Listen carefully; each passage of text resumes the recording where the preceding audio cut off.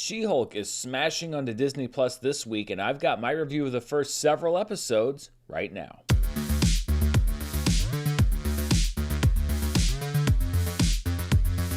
This review is brought to you by Upside. Download the free app right now to get cash back on your first purchase, and stay tuned till the end of this episode for more info.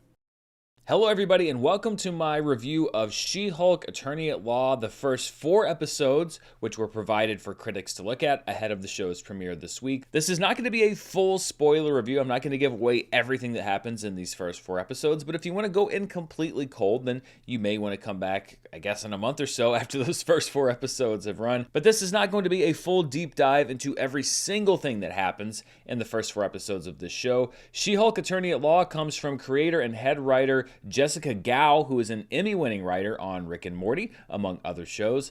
And the show stars Tatiana Maslany, which I think is the best thing that She-Hulk has going for it. She keeps up Marvel's streak of great casting, especially in the lead roles and key supporting roles in the MCU. And I really think that Marvel has the casting department, led by Sarah Halley Finn, to thank as much as it does Kevin Feige and a lot of the other directors, because they have found such great people to fill all of these roles. Tatiana Maslany essentially plays a double role in this show, Jennifer Walters and her alter ego, the She-Hulk, and the first episode is largely devoted to an origin story for the She-Hulk after Jennifer is exposed to the blood of her cousin, Bruce Banner, and gains the ability to transform into a Hulk, which is then dubbed She-Hulk by the media. She-Hulk has a little bit more control over her Hulk form, explained by vague genetic factors, which allows her to transform at will and maintain her personality from the start. She's basically still Jennifer Walters, she just gets a lot taller, a lot greener, and a lot stronger. She-Hulk also beats Deadpool to the punch in the MCU by breaking the fourth wall, which is a bold storytelling choice that's jarring only because it's used so infrequently. Sometimes it's barely used in an episode, sometimes they lean very heavily on it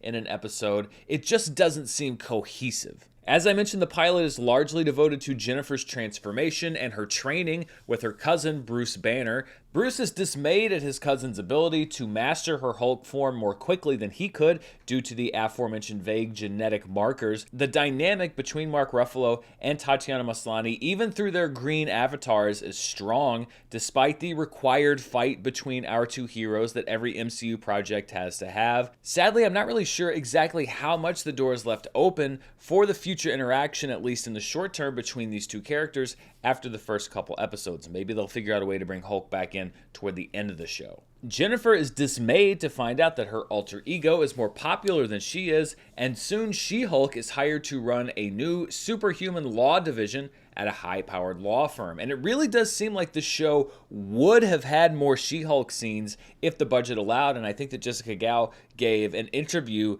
to this point this week, where originally She-Hulk was written into the script much more than she appears, but because of budgetary limitations, a lot of those scenes had to be pared down so that it's Jennifer Walters. So it is actually a little more Jennifer Walters heavy than I expected, at least through 4 episodes. I do have to say that while the CGI is an improvement over the first trailer, I don't really think it's quite there. But then again, this was never really going to look completely photoreal. I mean, She-Hulk is an inherently unreal character, so I guess the question is, how integrated could even the best special effects have made She-Hulk in any given scene? Having said that, it is still often a distraction, and I often did not buy that the character was actually interacting with people in these scenes. If you're looking for tie-ins and cameos to other Marvel movies, then She-Hulk probably has more of them, certainly than almost any other project on Disney+.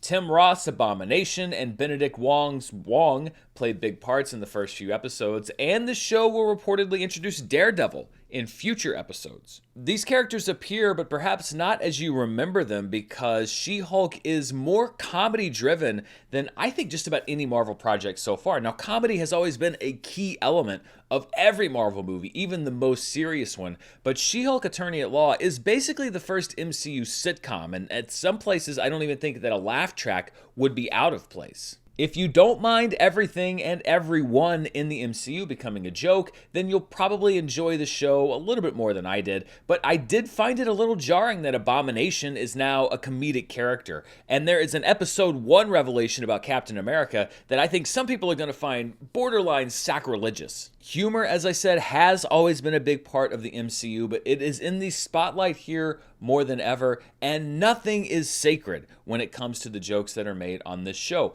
A lot of people are going to find this refreshing, and for me, again, it's not just the presence of the humor that I didn't enjoy, I just didn't find a lot of the jokes that funny. She-Hulk was very hit or miss for me, and it often missed more than it hit. A lot of the overall comedic premises just didn't work for me. One episode is devoted to a shape-shifting elf on trial for defrauding a man by posing as Megan the Stallion, who appears as herself. Another episode is about a former student at Comertage who now works as a second-rate LA magician in this show's equivalent of the Magic Castle. The magician transports an annoying crowd member to Wong's apartment where she spoils episodes of The Sopranos for him. Again, if you find these premises interesting or funny, then you'll probably enjoy the show more than I did. It's just that these weren't really my bag. I also felt like the third and fourth episode, which were the final two that were sent for review, felt very disconnected. It felt like the episodes had vignettes rather than scenes, and the third episode actually ended so abruptly, I had to check and make sure that I hadn't accidentally hit the skip forward button. So in addition to the tone, I also felt that the pacing was off on those episodes. It's kind of an awkward combination of a serialized superhero story and an episodic lawyer show. Perhaps that balance will improve over time as it gets to what I assume is going to be its main storyline. The show's reported main villain, Titania, who's played by Jamila Jamil, is almost entirely absent from the first 4 episodes. Her involvement is teased going into episode 5, so I can't really say what the overarching story of the season is going to be or report back on what I thought of it because it doesn't really play into the first few episodes. But overall, again, it's not so much that the episodes are comedic. I'm fine with this being a comedy show. It's just that I didn't think the comedy that's there was very funny. The show also feels a little cheap, which is weird because it has an alleged budget of $25 million per episode. The music in particular felt a little TV to me, and after Darcy's love affair with Baked Lays in both WandaVision and Thor: Love and Thunder, we have 2 Hulks and their love affair with Cheetos, so the Frito-Lay company is really subsidizing a lot of what's going on in the Marvel Cinematic Universe right now. But I guess if you're spending $25 million an episode, sometimes real-world intrusions have to take hold. Speaking of the real world, She-Hulk does break the 4th wall, and this show is very aware of its place in the real world. There were some clever references to Hulk's recasting and some other stuff in the MCU that I thought were pretty well executed, but She-Hulk is also very aware of its position in the internet culture right now, and there are points in some episodes where it specifically references the things that have been said about it online. A lot of the detractors of She-Hulk have focused on the fact that it is about a female superhero, and the show doesn't shy away from that either. There are 2 separate skeezy guy in a bar scenes in the first 4 episodes, and Jennifer shares with her cousin Bruce that she's able to control her anger so well because, well, that's how she has to live every day as a woman. Your transformations are triggered by anger and fear. Those are like the baseline of any woman just existing. I didn't find these scenes and references to be particularly insightful. I thought it was a variation on things that we've seen in a number of other films inside and outside the MCU, but I'm also, in case you haven't noticed, not a woman. So it's very possible that the female audience is going to take different things away from the show than I do, or that things will resonate with the female audience more. That's one of the great things about shows. They resonate with different audiences differently. The social media embargo dropped about a day ago, and I was one of, I would say, the minority of people on Twitter especially that did not have a positive reaction to the show, and I've got to be honest, I was met with some intimations and some accusations that I was a sexist or a misogynist for not liking She-Hulk, which any review of my record as a critic would easily disprove. Most recently, my thoughts on Ms. Marvel, another MCU show on Disney Plus that I actually really enjoyed. But that's just the world that we live in. Everything is polarized, and a lot of people are absolutists when it comes to these big MCU Star Wars type shows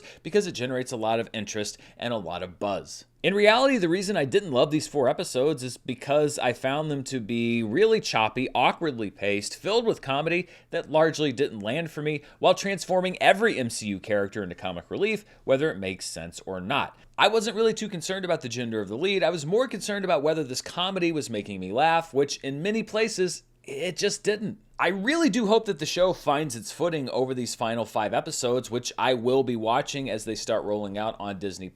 Tatiana Maslany is a compelling lead, and I really hope that future comedic premises work for her better on a character level. I don't bear this show any kind of ill will, more of a general sadness that I just didn't enjoy it more, and if the reaction of the public is anything like the reaction of those that have seen it so far, then it seems like many, if not most, MCU fans are going to enjoy She-Hulk.